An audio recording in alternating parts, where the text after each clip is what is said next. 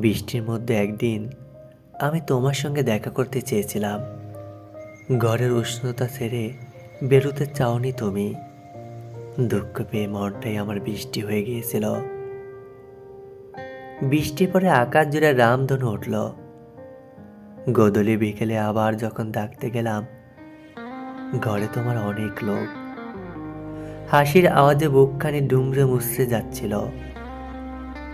ভাবলাম চাঁদনি রাতে ভালোবাসা আসে। হাসনা হেনায় তখন অনেক ঘ্রাণ।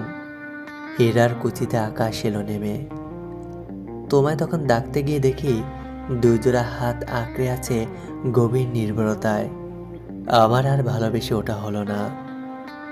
আমার আর তোমাকে পাওয়া হলো না। এটা শুধু আমার তোমার প্রেম কাহিনী নয়। অল্প কিছু বাদ দিলে সর্বক্ষেত্রে এটাই সত্যি হয়।